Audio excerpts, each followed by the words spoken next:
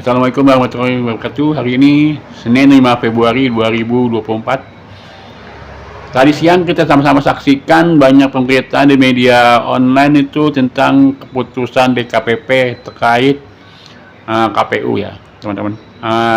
Keputusannya itu Ketua KPU diberikan sanksi keras terakhir. Nah, terkait itu kita sedang bersama dengan Bang Juju Purwantoro, salah satu advokat Muslim, aktivis hukum. Ayo Bang, terkait keputusan DKPP terhadap ketua KPU gimana Bang?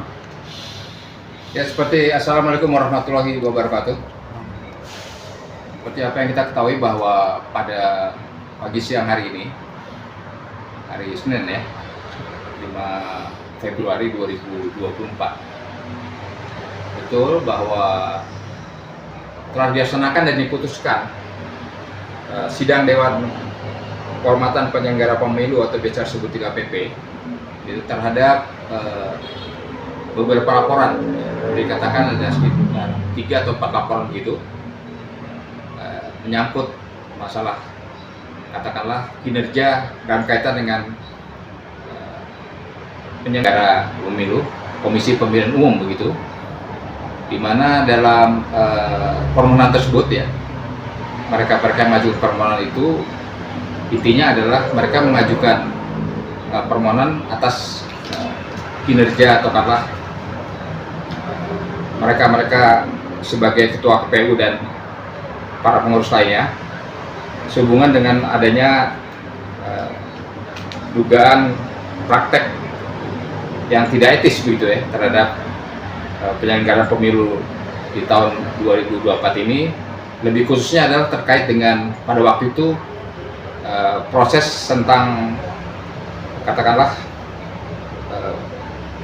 pendaftaran atau penerimaan sebagai calon wakil presiden terhadap saudara Gibran Rakabuming Raka, seperti itu. Karena pada waktu pendaftaran sekitar Oktober tahun 2023 yang lalu itu pihak KPU dalam hal ini menerima pendaftaran seorang cawapres salah satu calon wakil presiden yaitu Gibran Rakabuming Raka, di mana usianya pada saat itu masih 36 tahun. Masih 36 tahun. Sementara sesuai dengan peraturan KPU minimal setidak-tidaknya memang calon wakil Presiden RI kita ini adalah harusnya usianya minimal 40 tahun. Sementara pada waktu itu dengan usia 36 tahun pun saudara Gibran sudah bisa diterima sebagai salah satu calon wakil presiden, sehingga ini terindikasi kalau menurut aturan KPU sebetulnya di nomor 19 tahun 2022 itu tentang pendaftaran calon wakil presiden itu ya, ini sudah dimungkinkan ya adanya dugaan pelanggaran ketentuan KPU tersebut. Oleh karenanya para pemohon tersebut, para pemohon dalam hal ini pemohon ke DKPP yang pada hari ini diputuskan oleh sidang majelis DKPP itu adalah sebagian permohonan mereka dikabulkan, sebagian dikabulkan.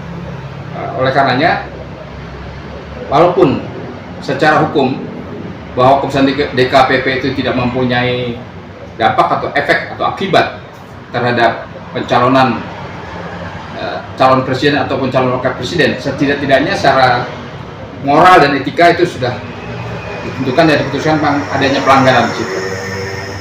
Tadi dikatakan oleh pengantar acara bahwa telah terjadi pelanggaran, katakanlah pelanggaran etika yang berat begitu, diputuskan oleh DKPP seperti itu.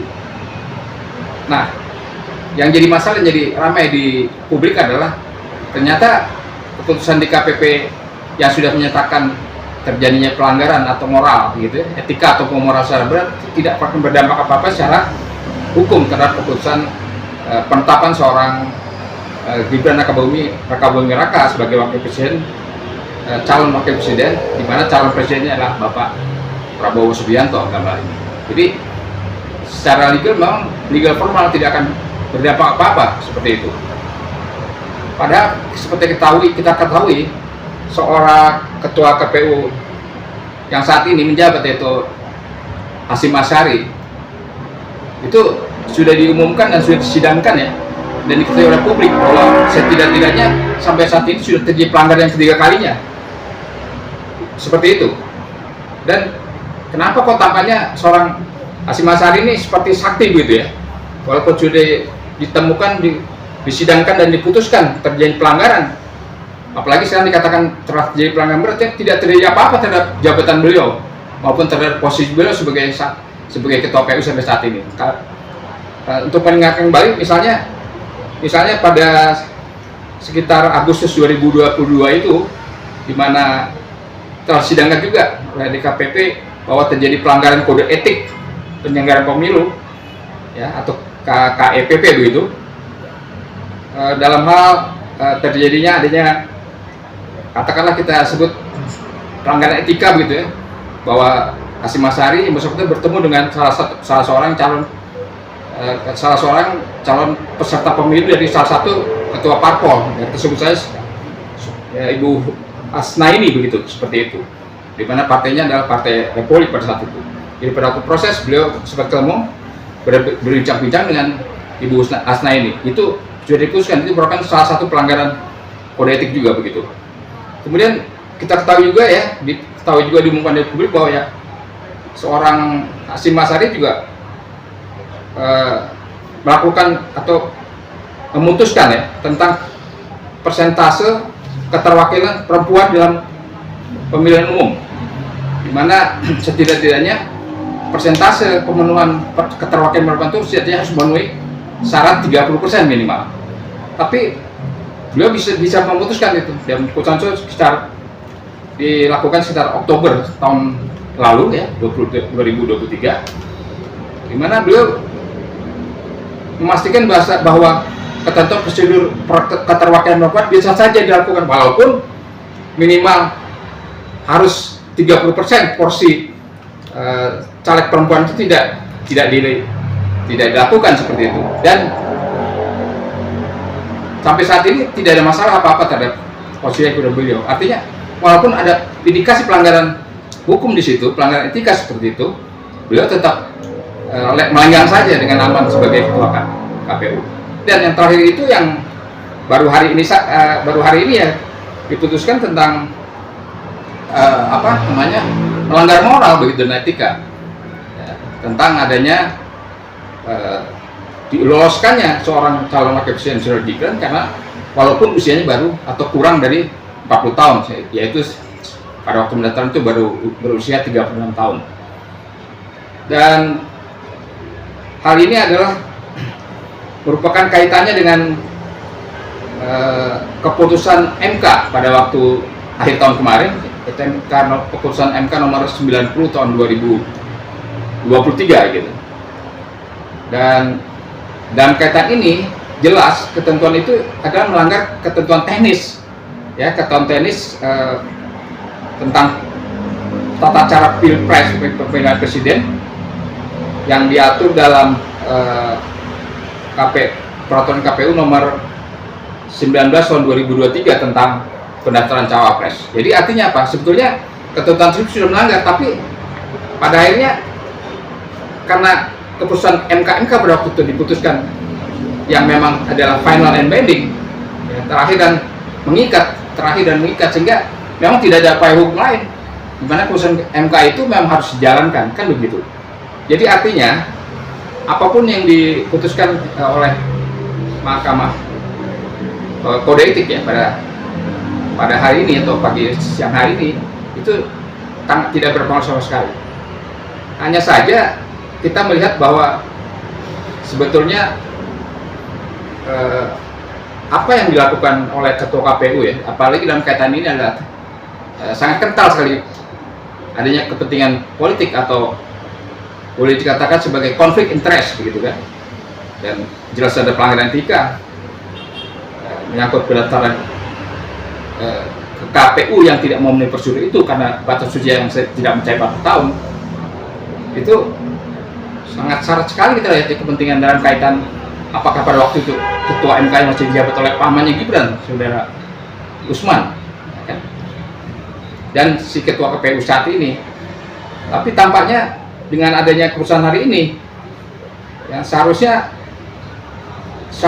kalau menurut kami itu ketua KPU itu memang harus dihentikan seperti itu, ya, dan harus diganti begitu, karena sudah jelas 3 kali mungkin lebih ya melakukan suatu pelanggaran atau etika berat secara hukum. Kira seperti itu pendapat kami, sehingga walaupun pemilu itu secara legal atau konstitusional tetap berlangsung, dan kami melihat ada cacat formal dalam proses pelaksanaan pemilu tahun 2024 yang akan dilaksanakan tidak kurang dari seminggu yang akan datang. Oleh karenanya, kami berpendapat bahwa seperti ada gium yang mengatakan bahwa kalau masuknya itu kotor atau sampah, maka keluarnya akan menjadi sampah dan menjadi kotoran juga. Atau istilahnya garbage in, garbage out begitu. Oleh karenanya, karena prosedur segala suatu sistem diawali oleh tata cara dan prosedur dari mulai cara pemilihan dan kriteria calon presiden maupun calon wakil presiden yang tidak, menurut kami tidak konstitusional, maka akan menghasilkan tentu dalam hal ini proses pemilu menghasilkan pemilu yang tidak konstitusional.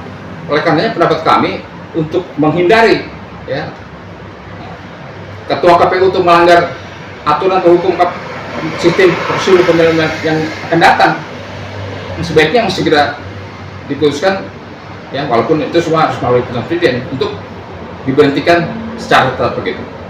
Itu pendapat kami. Terima kasih atas perhatiannya. Kita kembali pada kesempatan yang akan datang. Wassalamualaikum warahmatullahi wabarakatuh.